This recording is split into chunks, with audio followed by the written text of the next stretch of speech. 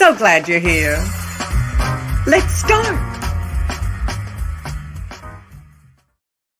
Well, hello. It's Virtual Halston, episode 9. Do you believe it? Episode 9. It's a very exciting time, I must say. We are very excited about our guest today. But before we begin, I would like to do a little shout out to some of the people who have been helping us with promoting Virtual Halston. And I have to say, the Broadway community's been amazing. And of course, I thank Sam Rudy, our media consultant, and also the wonderful graphic by BT Whitehill. But I want to shout out to Adam Rothenberg and his podcast, Bearing It All, Call Me Adam. David Rothenberg from WBAI, no relation. Oh, the folks at Broadway Briefing, they have been absolutely tremendous. Stephen Mosier from Broadway World, unbelievable. You've been great. David Gordon from Theater Mania, Andrew Gans from Playbill, Sandy Durrell, Theater Pizzazz, Broadway.com, and Susanna Bowling from Times Square Chronicles. Thank you all. A big, big shout out to you all. You've all been so fantastic to me, and I very much appreciate it. And of course, I couldn't even get up in the morning without the support of my producer, the terribly droll, terribly witty, sartorial, splendiferous Jim Caruso. Jim Caruso, where are you? What in the hell did that mean? What in the hell? Can we curse in the show? I think we can. We're not on a network. Well, we're on your network. That's right. Your network. That's correct. If you say we can curse, it's your network. I mean, I say, damn it, we can curse. Yes. That's right. We changed the name of the YouTube channel to Cast Party Network because I thought that would be kind of an overall thing that would be me, it would be you, it would be whoever else we happen to dig up along the way. Into this thing. Well, you know, it is kind of a cast party all the time anyway. It's such a good, when I first put Cast Party together at Birdland, which is a lot of you might not know, an open mic night kind of a situation. I never in 1,000 years, Julie, I never thought it would be something 17 years later that would still be kind of talking about it. We're still talking about it. And, well, remember the very first cast party. Where was it? The King Kong Room. The King Kong Room. I remember it. It was a fun night. I remember. But I also, yes, I mean, and you were like, well, this could be a thing. Did you ever think so? What, 18 years later, 17 years later? 17, yeah. 17, yeah. Well, that's kind of crazy. But the phrase, the cast party is such a kind of fun, upbeat sounding event. So it seems like a good idea for a major network. For a major network, forget, Columbia Broadcasting. Who? Yeah, exactly. Who? Multimedia. Whatever. King Entertainment. Turner. Who cares? Turner. Turn the page. Tina Turner. Maybe. Tina Turner. That's right. Actually, Tina Turner should have her own network, shouldn't she? Yeah. I would watch that all the time. She should own the world. She really should. Just her talent, but then the way she looks and her energy. Yeah, she should just own the world. Did you see it on Broadway? Did you see Turner? I didn't, because I was doing Tootsie at that point. Of course you were. You were starring on Broadway. I was still in a Broadway show before it closed. And I was hoping, now that the show's closed, I'm going to, finally get to go to shows. No. Global pandemic.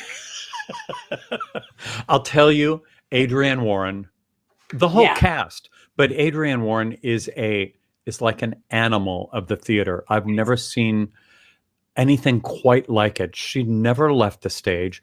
Energy, I would be in a coma for like 6 months after doing what she did, if I could even manage it.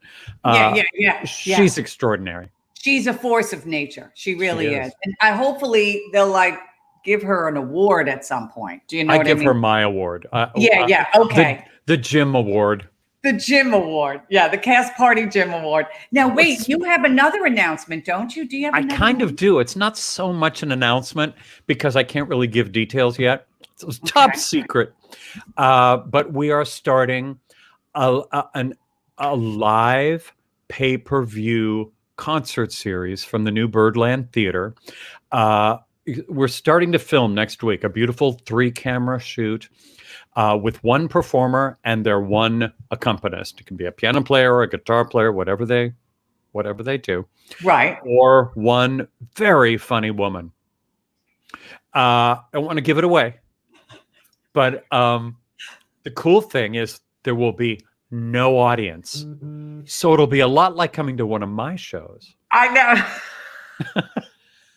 No. So no audience. Yeah. One technician, one guy kind of at the computer doing the cameras way on the other side of the room, me lurking in a mask somewhere. I love that. Yeah. And the performer.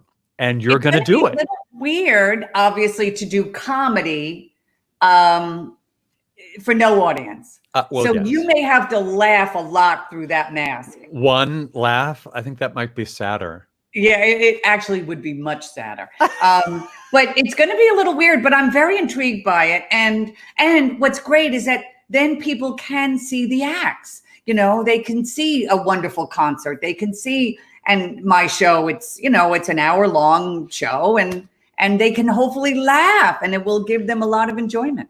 You'll hold for the laughs. You know what laughs sound like. Yeah, or else I'll tell them. Laugh here. Laugh here. We'll put up a sign. But it's going to be great because it's going to bring, I love that room so much. And it's going to bring some life back into Birdland and into and it's going to be very reasonable. I think it's $20, something like that. Great. And so we get to celebrate and help out a lot of our performers that haven't been working and get some cash flowing. And I think it's going to be fun. It's great to actually do something in a different place other than your home, for goodness sake. I mean, yeah. It's nice to step on a stage. Yeah. It's nice to step on a sidewalk, basically. I mean, just to get out of my apartment, I'm so happy. It's true. The bodega. We want to tell people why we do this. We're doing this, one, to entertain you. Yes, I have to pay for the eyelashes.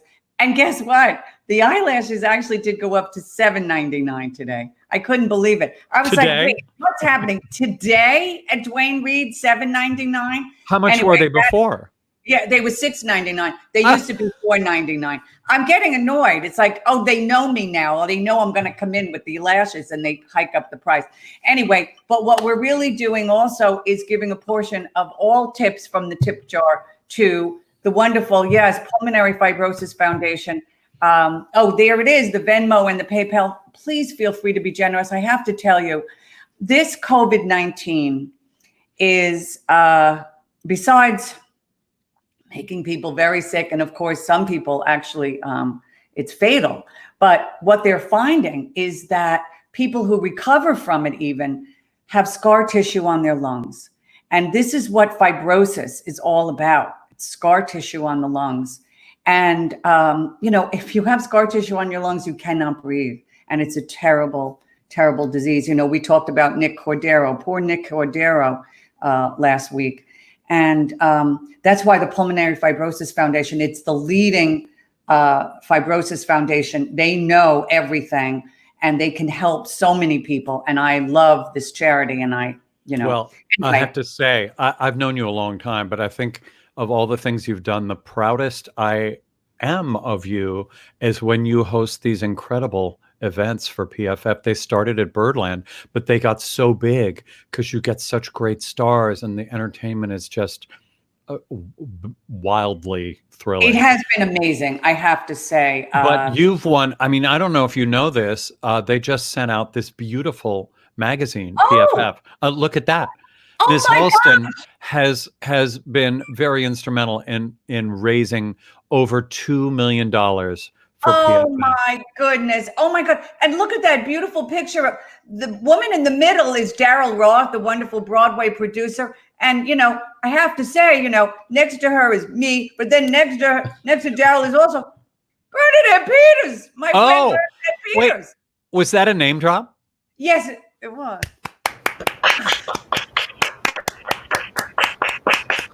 Everybody at home, every time, oh, Ruby just flew in and out. Every time Julie Lynn name drops, we need applause. Okay. Okay. Well, Not you, Julie. You don't have to do it. Julie will have. Julie, you would have bloody stumps by the time it was over. There would be nothing left. Wait, I can't believe you're talking like this because I'm not joking. Yes. I literally just got a text message from Jesse Tyler Ferguson. I'm not joking. Who literally told me about the birth of his baby Beckett and sent me a photo. I'm not going to show the audience the photo because privacy, rules. But yes, Jesse Tyler Ferguson. I cannot believe. Okay, well, that's just maybe more of my famous friends will call during the show, and I'll maybe they're going to have to. That's hilarious. Okay, well, you kill me. You absolutely kill me. I am rather obsessed about the show We're Here, and it's on HBO, and I'm very, very excited that they are with us today, Eureka. But I wanted to bring Ruby back in because she was very obsessed with RuPaul's Drag Race. Are you there, Ruby? Oh, Ruby. I'm still clapping. Oh, she's still clapping. Oh, my goodness. Ruby Lochner. Ruby Lochner. I mean, she has become such a star. I have to have a drink. No, but tell me your obsession with RuPaul's Drag Race.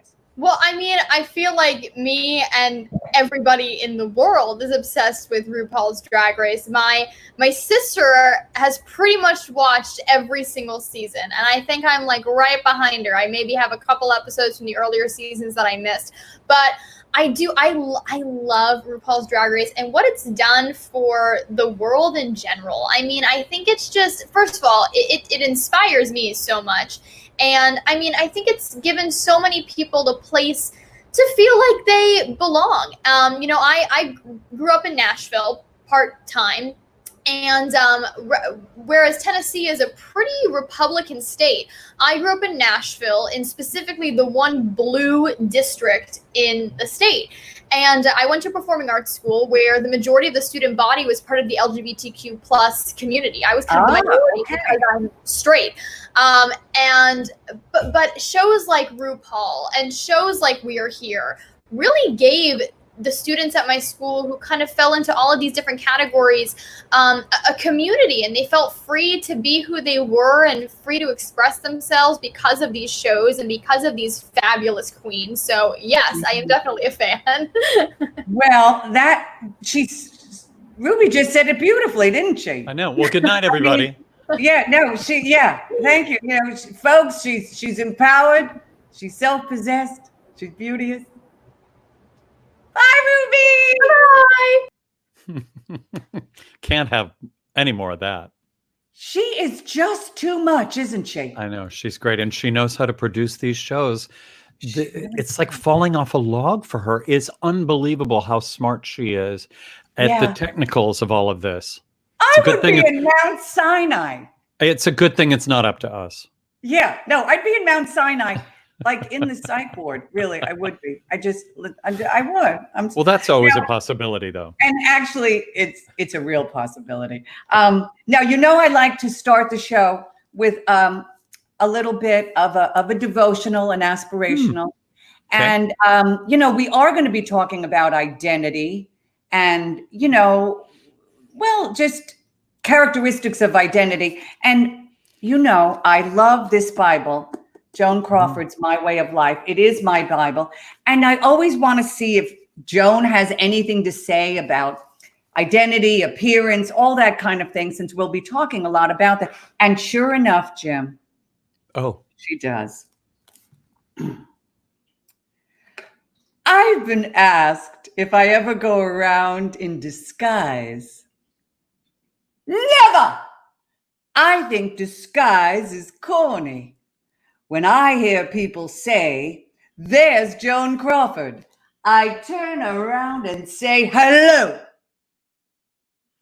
And then Joan also says, if God gave you uneven features, rearrange your face. That's my aspirational for the day. That's a beautiful thought. Isn't it a beautiful thought? Just rearrange your face. I actually think Joan really was the first drag mother, don't you think? Completely. She really is the first drag mother ever. And I admire her for that, I must say. And just because it tickled me, my friend David sent me this picture.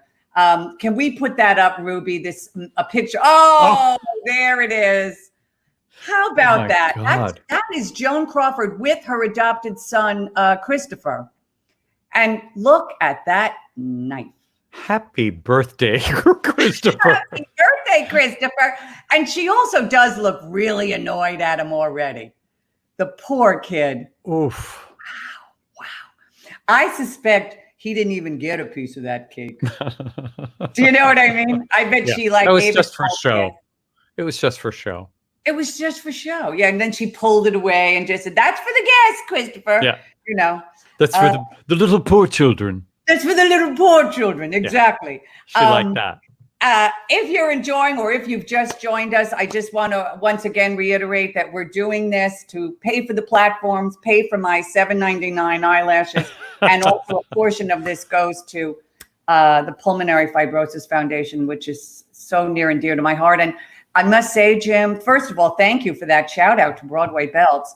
But now more than ever, the Pulmonary Fibrosis Foundation is working so hard with so many different patients who are having so many different lung issues. And a lot of it is from COVID-19, basically survivors. It's incredible. It's incredible. It's great that we can do this and send some money to PFF every week, something that you're so passionate about. And we have to thank the viewers too, who have been very generous through these last 10 weeks. Is this our 9th or 10th? 9th, episode 9. Yeah, no, it's just been fantastic. I have to say it literally, I get very teary when I start seeing like the Venmo, and it just gets me all worked up. Well, we have a big show today. Anyone from New York can tell you that Charles Bush was on our show, and we did talk a lot about how we got together.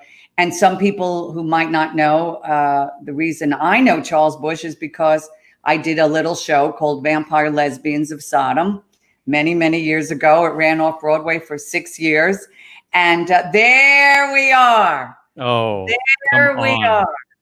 Wow. Look at your legs, by the way. Look at the legs. I feel like I'm Juliet Prowse. You are Juliet Prowse. Juliet Prowse. No, look her up. Google her. Because she was known. Wasn't she 10 feet tall? Juliet Prowse? I believe she was a tall woman. She was a tall woman. And then, of course, the redhead is Charles Bush. And Charles really did introduce me to drag, and it introduced me to a whole sensibility of drag and what drag was all about. And then I started meeting people like Miss Coco Peru, who is a friend of ours. And wasn't Coco recently on your show, Cast Party? Yes. And Lip Synca, and John Epperson. Yes, John Epperson, and also Charles Ludlam in the Ridiculous Theater. And, it really opened up my life because, I was a loudmouth blonde who had no real focus. and working with Charles Bush gave me a voice. And, and it was like this crazy straight gal from Long Island found her voice through these drag parodies and whatnot. And it was really wonderful. And I've been forever grateful. And so, now what about you, Jim? Well, first of all, I have loved female impersonation, drag, all of that stuff since I first started going to clubs in the late 70s, because I am in my late 70s.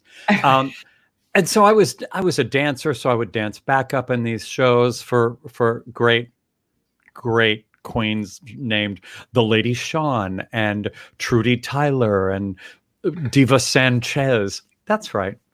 If we were in Dallas right now, you'd be clapping because they were superstars. But at one point in the 80s, an agent, yes, I had an agent, called and said, it was a fluke of show business. There's a national tour of the Broadway show La Cage aux Folles. Oh. Having auditions all over the country, LA and Dallas, and which is where I was. Would you be interested in auditioning? And of course I said, yes. Well, they need a headshot, a resume, and a drag shot. Oh. I didn't have a drag shot. Okay. So I called my friend, Trudy Tyler. She painted, jacked, zhuzhed. And Julie, I'm going to show you this. I haven't even shown Billy Stritch. I've never seen this. Nobody's seen this. Ruby, pull it up. Oh my God. Oh my God. You're welcome, America. Wait. I have to have a drink. I'm actually sweating, by the way. He split the screen, Ruby, and have Jim and Gemma. Oh. Oh! Well, it's also 40 years ago, so there's that. Oh my God, that is fantastic. Actually, Jim, you look so amazing. And can I just tell you, I just got a text from Miss Coco Peru. Oh. Who was very upset that you did not applaud when I said her name. Say it again. Let's write this wrong, Julie. Do it again. Yeah. I am so excited that I just got a text from Miss Coco Peru. Oh. Oh my God. See, we love Coco Peru so much. Coco is family. So you don't applaud for family. It's true. But we will now. Yeah, no. And the fact is, she really is a big celebrity. Coco is big. Let's face it. Will and Grace, you don't, I mean, come on. Her own talk show with Jane Fonda, Liza Minnelli. What? Lily.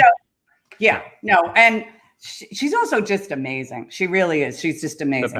The best. Now, I have to say, I'm very excited because our guest today is someone that I've become a little obsessed with in the recent past. Sam Rudy, our media consultant, told me about the show We're Here. And of course, I knew RuPaul's Drag Race, but I became obsessed with Bob the Drag Queen, Shangela, and Eureka going to these small towns, and I just thought, when I first put it on, I thought, this is just going to be manipulative craziness, yeah. And like some little boy will dress. I just didn't know what it was. I laugh, I cry, I come to terms with each episode. And I also find Eureka to be one of the most interesting and alluring and compassionate of performers. I think we have some photos of Eureka that Ruby wanted to bring. They are gorgeous. They are gorgeous. So gorgeous. Yeah, they are gorgeous. And I'm just really thrilled. I believe Eureka is here. Eureka, are you here? Yeah, hi. Yeah. Hi, Jim, Julie, you both look beautiful. I've actually been listening in because I'm that nosy hoe. And I also love Coco Peru, so let's give her a round of applause. Of course, she is one of the biggest stars. I was lucky to work with her on a production here in LA called Women Behind Bars. Yes, we're going to talk about that. It was such a wonderful production. Also, Jim, love your music. Nice to meet you. Julie, I also harassed you and went and watched some of your videos to check you out before we interviewed. You're so funny and sweet. So I'm really happy to be here. Well, I'm thrilled. Now, first of all, darling, how are you doing emotionally? Because it's weird in LA right now, right? Yeah, the energy's weird. I'm an emotional roller coaster all the time, so it's not really so it's not very different for me necessarily. But it's just I had to learn how to be by myself. I'm a very social person. I'm an extrovert, introvert.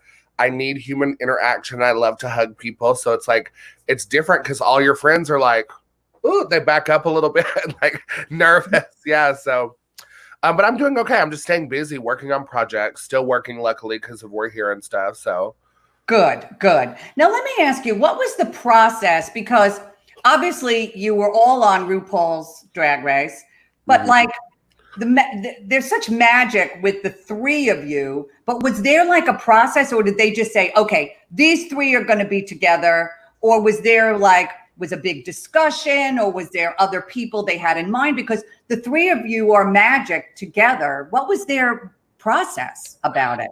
Well, I know that Stephen Warren and Johnny Ingram are the creators. Stephen Warren's a known lawyer here in the Hollywood area. He works with like Charlize Theron and Leonardo DiCaprio, like super impressive Hollywood man, right? I was going to say. A phone call. Yeah. So I get a phone call from them.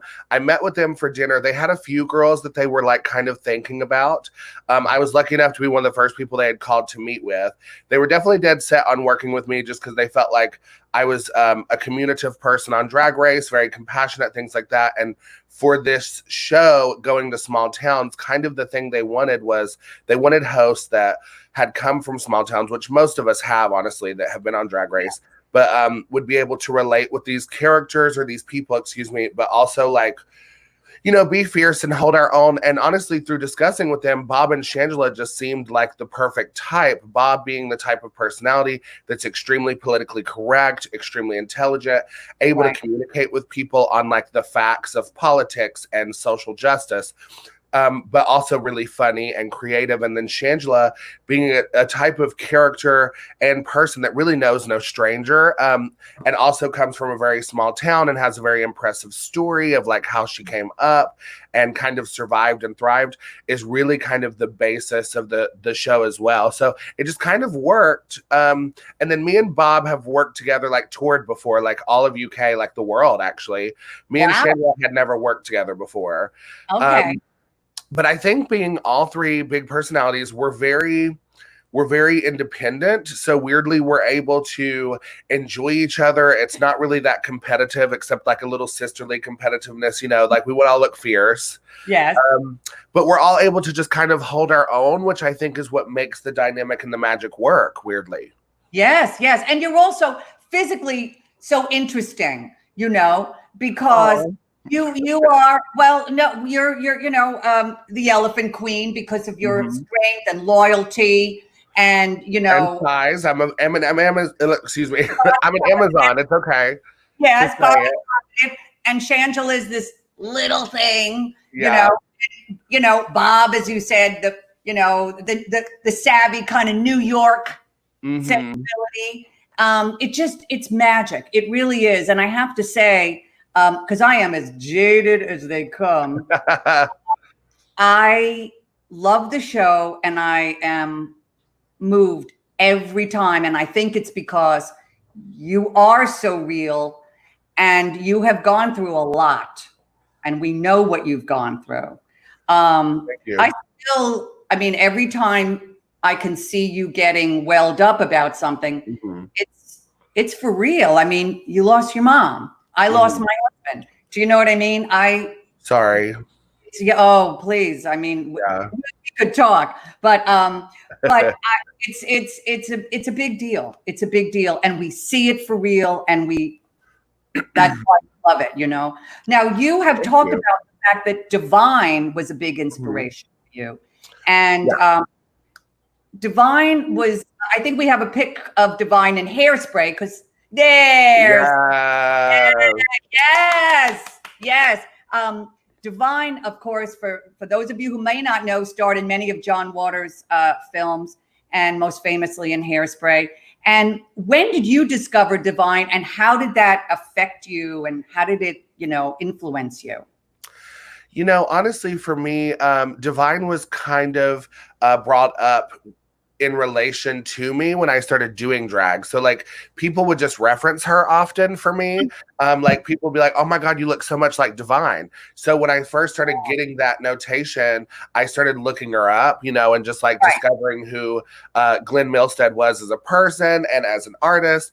And I just loved the story of how Glenn specifically was very much like a character as Divine, but very separate outside of drag. And I related with that because Eureka to me is like this entity that I was never really able to be growing up. And, you know, watching the documentary I Am Divine can also explain a little bit of that to people, how Glenn grew up in a very like conservative kind of calm household, but had like such a, you know, maybe an anger built around not being able to like be yourself or express yourself, but also the lack of being able to express this femininity and creativity. And when meeting John Waters, was able to start expressing that and kind of create iconic art now that we watch back at and just are amazed at like how willing they were to push the buttons of society then.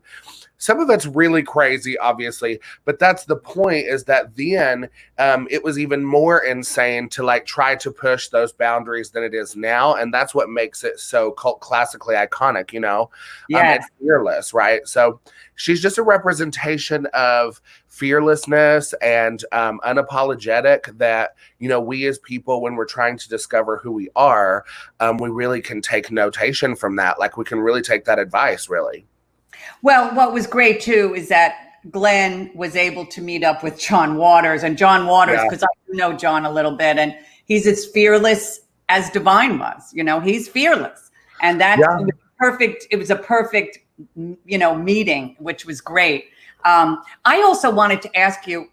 I know episode 6, I believe, was stopped by the COVID-19, but in general, do you keep up with the people that you were like, I mean, did the producers ever follow through with people and find out whatever happened to them? And I mean, honestly, I still hear from all of my drag children from the show. I mean, via social media, via text, you know, especially like Erica and Clifton. They're very active. Clifton, honestly, he's like built his own little fan base and is like has merch and everything now. He's just a little rock star back home. You know, and honestly, like the girls from, I really speak to all of them. I really do. They're very communicative. I'm also very family based. I come from East Tennessee, where drag family is really the family we had, because a lot of people are shunned from their families or misunderstood by the public society. So we kind of create our little nooks of family there. So I'm very personal with them, because like when you call me mama, honey, I'm serious. You know. I know. We get that, Eureka. We really do get that. And actually, you didn't you do a drag makeover on the wonderful actor Zachary Quinto? Yes. Yes, I think. Oh, there he is. Yes, no offense. That was his drag name. Them. Yes. Oh, man. Wow. He's love Zachary. He's a great guy. Oh my goodness. Like it's insane when you get to meet people that special and nice. It's almost mind blowing, especially in this industry. People can be very jaded, but he's really just, you know, there's something that I learned a while ago, and it's, you can always tell when you're meeting talented people because they're just the nicest and easiest to work with. They just are. Absolutely true, because the ones that aren't can frequently be a see you next Tuesday. Oh, yeah. There you go. Hello. Come on, see you next Tuesday. See you next Tuesday. Figure it out, kids. Well, now listen, you went to East Tennessee State University. Yeah. And you were studying what? So I studied theater at first, and then I transitioned over into mass communications, radio, TV, and film focus. Okay. And then I did some business study too. Okay. While I was there. And it was really a great experience for the most part. Honestly, I was very lucky. It's kind of what helped elevate my drag too, because I was like the famous, little locally famous queen that like did the college campus drag shows too, and like, you know, was a part of all the organizations and stuff. So I'm a proud Buccaneer. And you left after what, a year or? No, I went to school for several years, more than I should have went to school, because I went to school kind of professionally, honestly. Like, I was one of those students. I was like a professional student basically, and I had like a side hustle, and then I did drag full time. But yeah, so I went there several years actually. Okay, and then you got into RuPaul's Drag Race. Yeah, I mean, honestly, it was me and some lab students, like from one of my film classes, that actually did my audition video when I finally made the show. It was my 4th time auditioning, and I had went to the head of the film department and was like, "Hey, I'm doing this project. I could use some help." And she was like, "You know what? I believe in you. I love your drag, so I'll give them lab hours if they do it." So I literally, like, we all got to do it and get lab hours for our degrees. So it was kind of fun, yeah. Oh, that's fantastic. You know, Ruby Lochner, our tech director, she's also from Tennessee. I was going to bring her in. Yeah. You're from Bristol. I think she's from Nashville. Ruby. I'm here. Hi, Ruby. Hi. Sisters. Yeah.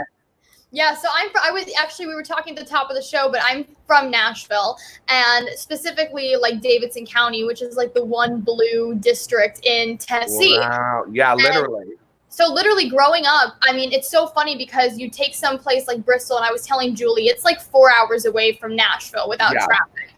But then you come to like the high school that I went to, literally 70% of the student body was part of the LGBTQ plus community. So it was kind of felt like a mini New York in the sense, because you had all different walks of life going there, which was kind of wild. I am literally just picturing just country ass boys walk around swishing their hips, clicking their fingers, trying to get in their life. It sounds amazing. But you know, the world is really changing. I have a trans niece, and she is in San Francisco, and she is basically a computer genius. And we were so worried about her for so long, and she transitioned and is so much happier, and is just. Yeah, the world is changing. It still has ways to go, but it is changing. Yeah. And I know that you lived as a trans woman for like 5 years, and now you're I had my trans experience for sure. Oh, sorry. That's all right. Busy person. No, I had my trans experience for sure from like 18 to about 23. I went to college actually as a trans individual named Erica, full hormone treatment, everything. And then I kind of got into a dark place where I just felt like I was living this character lifestyle more than like a life. I was really just kind of living, although people were kind of calling me Erica, it was mostly just me living as Eureka, this character, because everyone knew me as this drag queen. And I felt like when I was about 22 or so, 23, I was getting in a dark place. I had broke up with the guy I was dating. I was like questioning did I give myself a chance to really live an adult gay life? You know, I had a lot of gay male friends, and I wanted to try to kind of experience that. So I retransitioned for a bit and tried to live as like a homosexual male, cisgender gay male.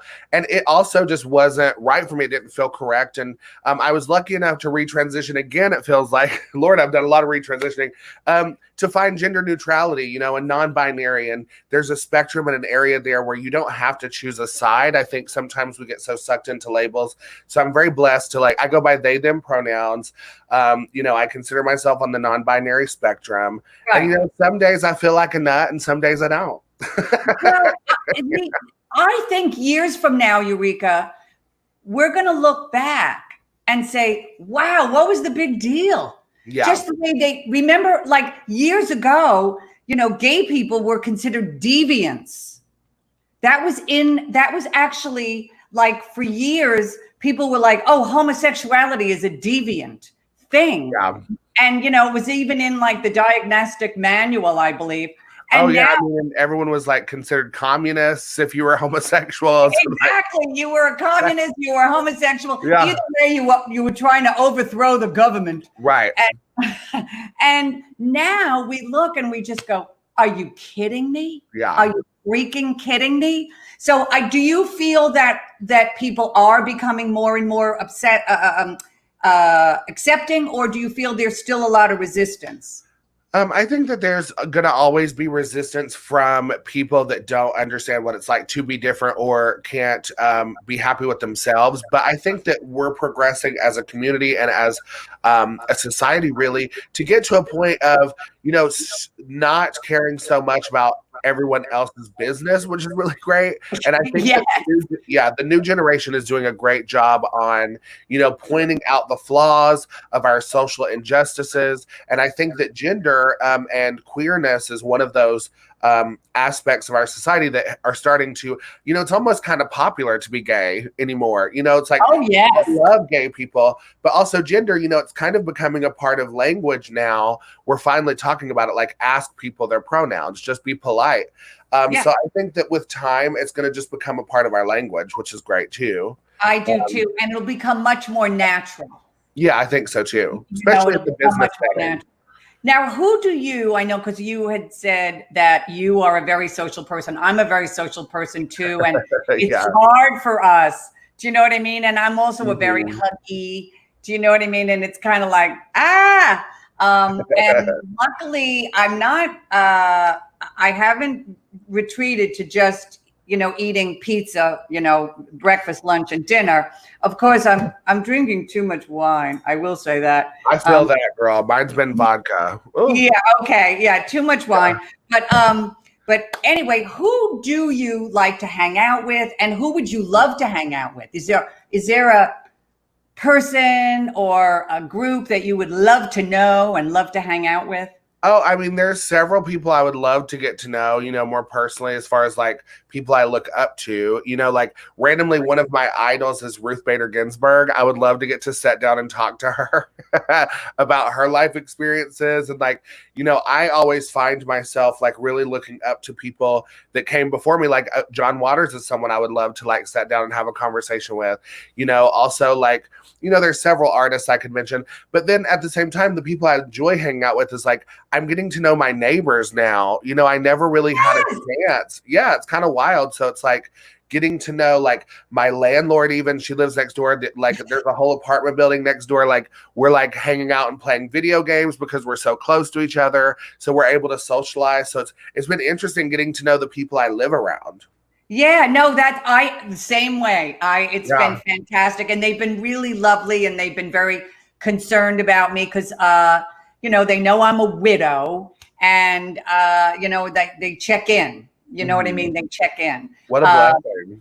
Yeah, it really has been. It's been great. And I actually had a fan leave me some wine downstairs with the doorman, and I thought, now that's the fan you want. Now that's a real fan, honey. That's a real fan. That's a real fan. That is for sure. Now, I know you did Women Behind Bars with Miss Coco Peru. I think we have an actual picture. Ruby's there we go. Yay. And there's Miss Coco. Miss Coco Peru, mama. We are applauding. What was that like for you? Because now it's really an acting job, correct? Yeah. Yeah, it was incredible. Honestly, I mean, like when you're a little queer kid, when you're a big queer kid in East Tennessee, and you're dreaming of making it in Hollywood, when you get to like be a lead in a play production in Hollywood, you know what I'm saying? And it's like a role that one of your icons, Divine, played originally. You also get to play with people that you looked up to, like Mink Stole and Coco Peru and Tracy Lords, and like it was a dream for me. Honestly, it was a dream come true. It was a lot of hard work, and we had a short run because we also were filming it.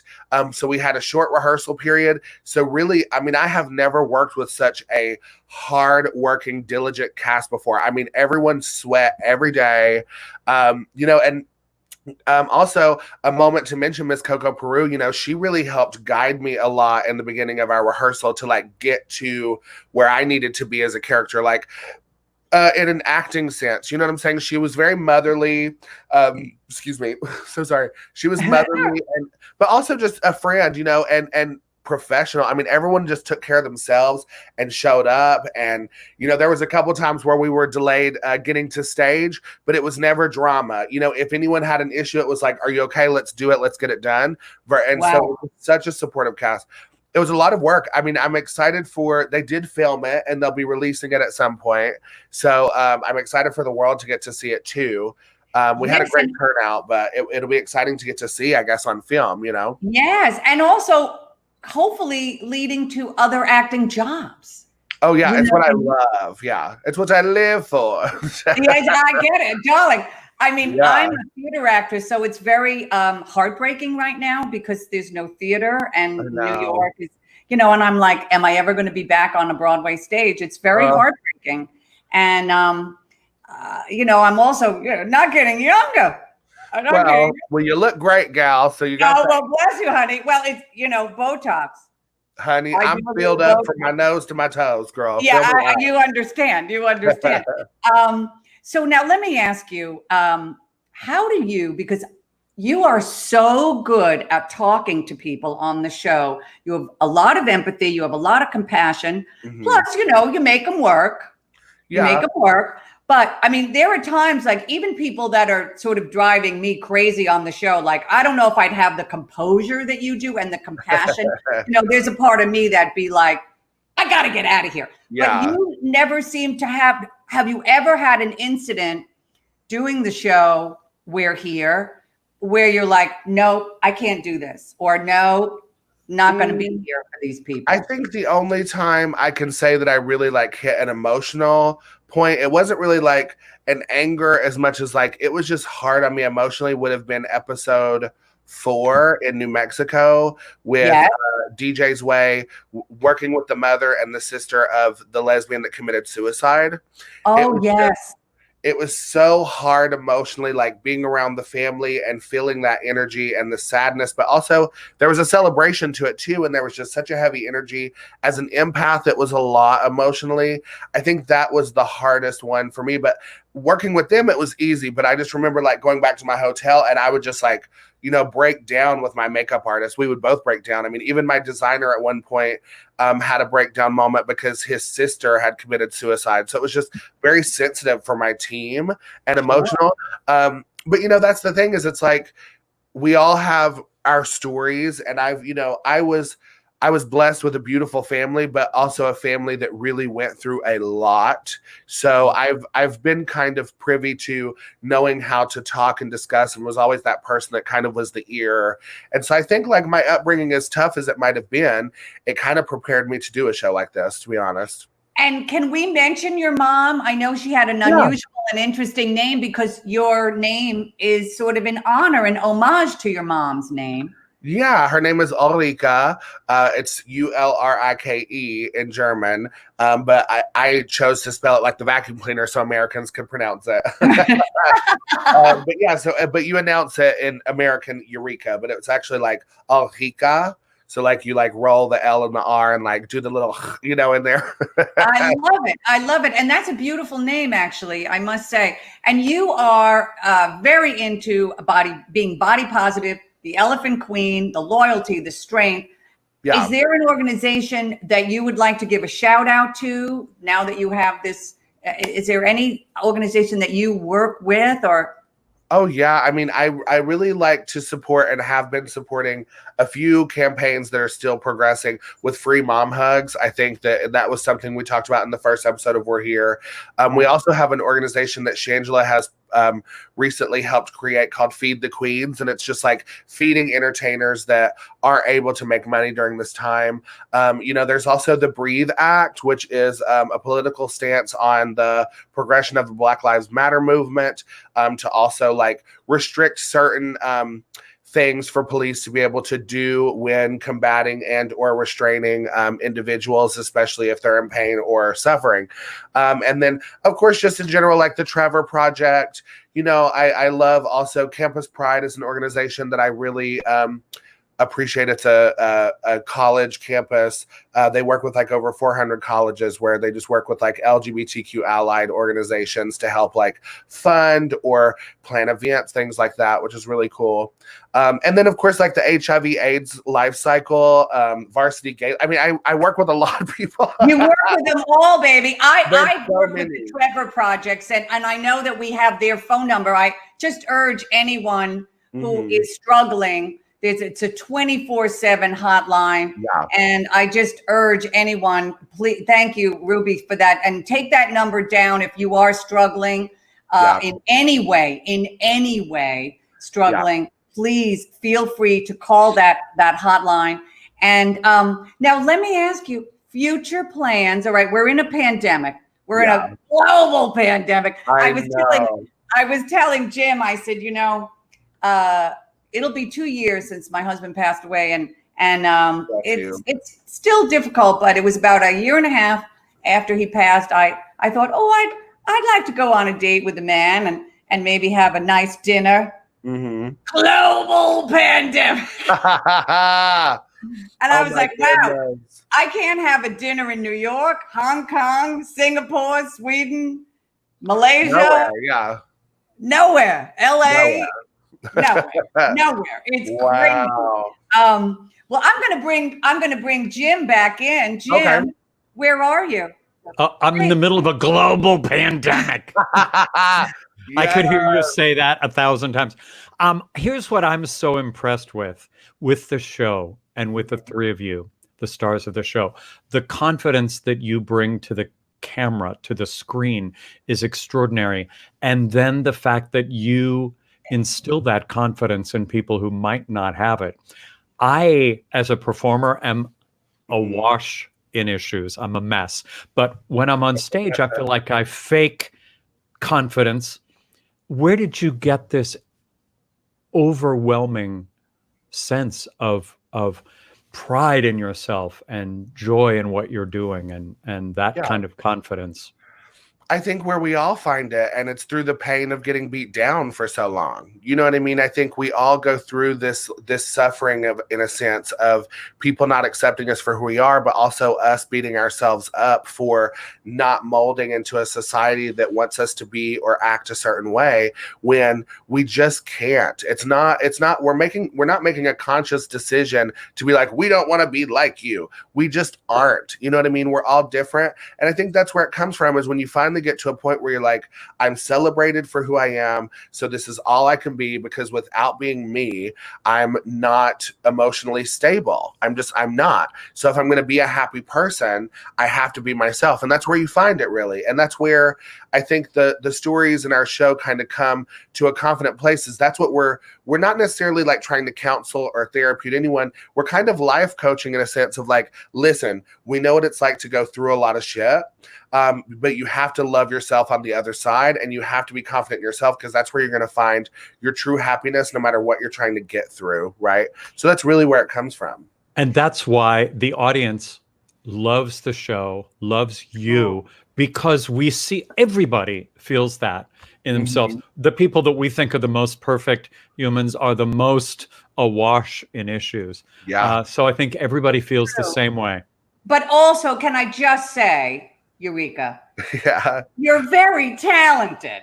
Oh, thanks. No, you're very talented. And I am a jaded, see you next Tuesday sometimes. I love that. And people know, I'll sit and go, they don't really have any talent. Eureka also has a lot of talent. And by the way, name dropping, my friend Anna Klumsky from V loves you and is texted me and said, please tell Eureka I love Eureka. So, yes, Anna Klumsky. Well, thank you, Anna. That's amazing. There's a lot of talent on this screen right now. Y'all are both very talented too. Well, talent sees talent, girl. Well, we're doing the best we can, honey. It's a very difficult time, but we love you. We love talent. We love people who are different and that have courage and have strength to take that courage into lots of different areas. And we're just so happy, that you were on the show, that you were here. And and I just want to remind people, if you're enjoying this show, please feel free to tip us. There we are. Yes, Venmo and PayPal, because that's paying the real applause right there. Tip paying for the lashes, which keep going up, and paying for the portion going to the Pulmonary Fibrosis Foundation. this has been fantastic. I know this is a difficult time. Just know that, Eureka, you're very loved. And I know this is a tough time for everybody, but we're really thrilled that you were with us today. And please, people, subscribe to the YouTube channel where, yes, the YouTube, just click on YouTube. Follow me on Twitter at Julie Halston and actress Julie Halston on Instagram. And of course, Eureka, where do we find you? Eureka. Where do we find you online? Oh, you can just find me next to the Little Debbie snack cake section. No, I'm just kidding. You can find me at Eureka O'Hara at any time and EurekaO'Hara.com. And honestly, just hopefully find me somewhere at We're Here. You can follow me, Bob Shangela, RuPaul's Drag Race, of course, these organizations. But please, you guys, support amazing artists like Julie and Jim. I appreciate you all having me on the show. Thank you so much. Tip if you can, and make sure you subscribe. I love you guys. Thank you. Thank you. Thank you. And next week we have Mary Lou Henner and Justin Squiggs Robinson. There they are. Let's be fun. Eureka. Thank you. What more is there to say?